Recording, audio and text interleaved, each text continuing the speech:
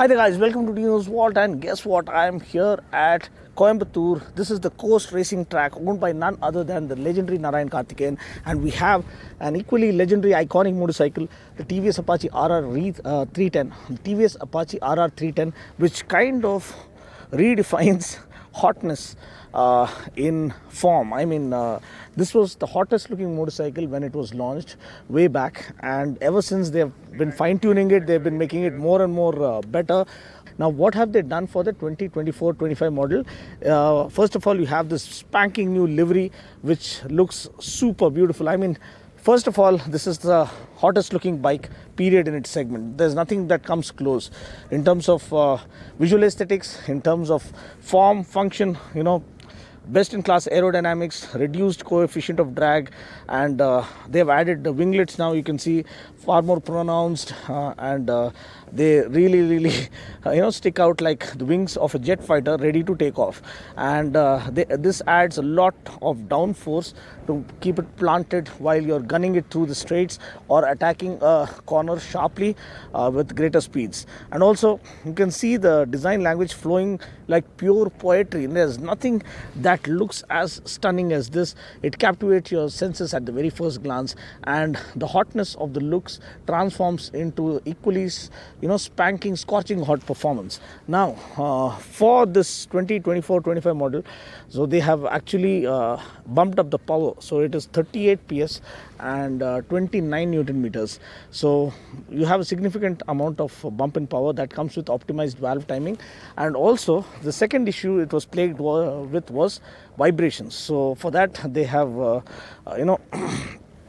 improved the they've used a forged piston, 10% lighter forged piston for reduced vibrations. The tagline for this was pure racecraft. The moment you look at it, it is crafted for perfection. It is crafted for speed. It is crafted for precision. It is crafted to cut through corners like a hot knife through butter, and that goes without saying. When you have a look at up front, let's start with the design language. First of all, the windscreen. I don't think they have increased the windscreen size. As it is, it was one of the finest design languages, perfectly cohesive and super hot, stunning visual aesthetics. So windscreen does its job judiciously in fending off wind protection by LED projector headlamps, LED lamps up front, LED position lamps, and again the proud TVS logo right over here.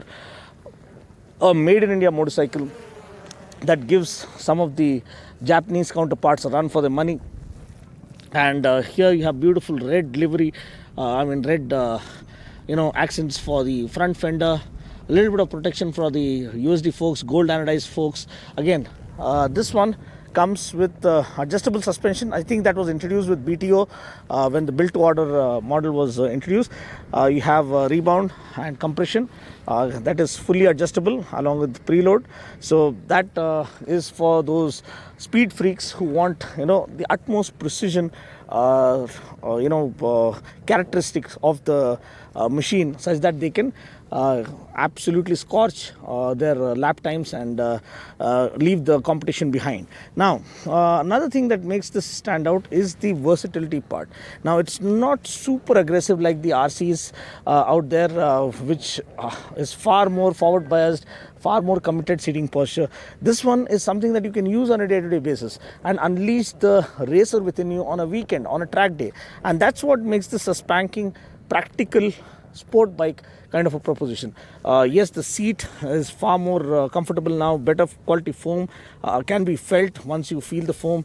The pillion seat is a mere formality because this is a no compromise race machine. They haven't built a commuterish kind of a race machine. This is a proper race machine.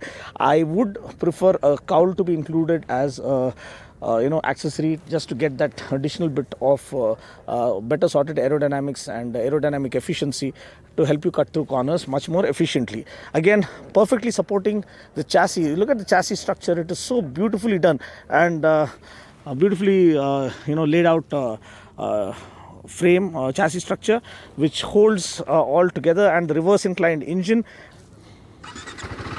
you can see. And we can give you the exhaust note.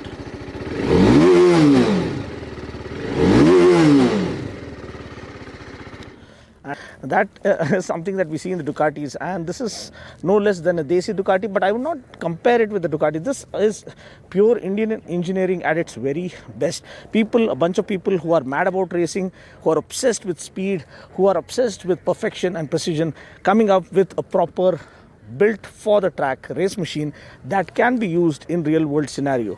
So talking about the chassis structure, it's the steel trellis frame, race spec steel trellis frame, and it looks so damn beautiful, man. And also the entire fit and finish of the bike has always been top notch. They've taken to a different level. You can say the brake lever, you can see the finish on the brake lever right over here.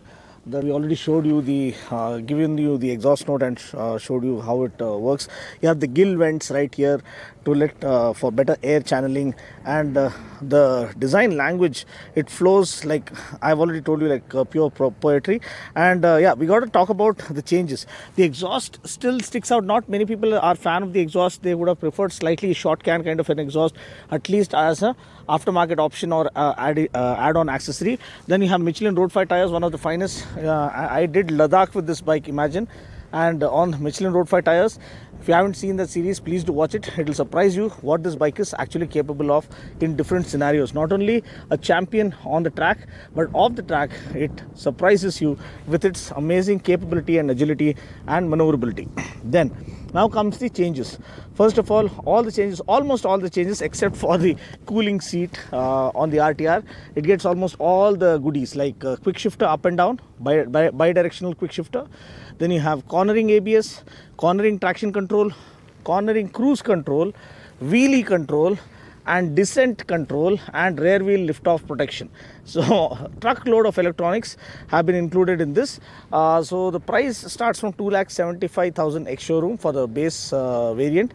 I guess the base variant doesn't get quick shifter. The model above that starts getting the quick shifter. So exact pricing, you can visit the site, or I'll leave it in the description portion.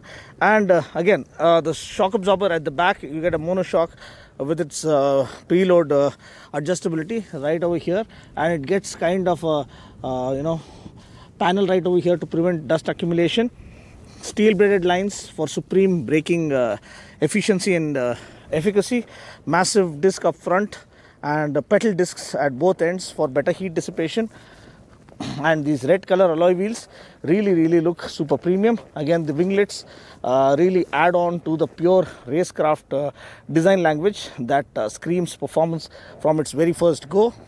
And then of course the TVS logo in 3D imbibed on the tank with a perfectly crafted, meticulously crafted tank, takes the visual aesthetics of this bike to a completely different level.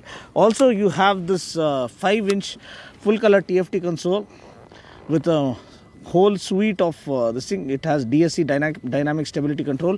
We are currently in the track mode. In the track mode, you have this kind of a layout. I hope it captures it well.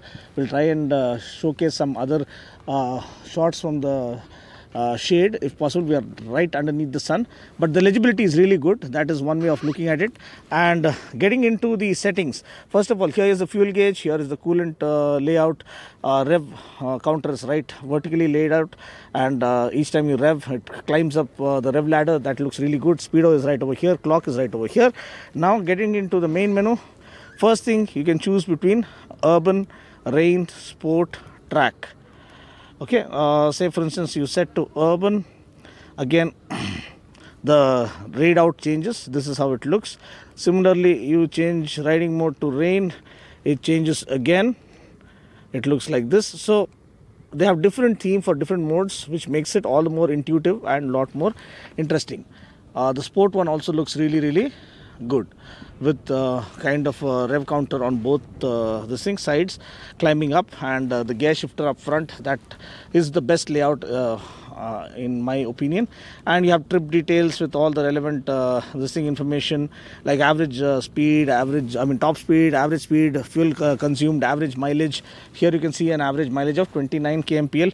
Despite me ripping it across the track, I'm sure the rest of the R&D guys would have also done the same. So it's pretty decent mileage for a 310cc bike. 29 kmpl, close to 30 kmpl is pretty legit.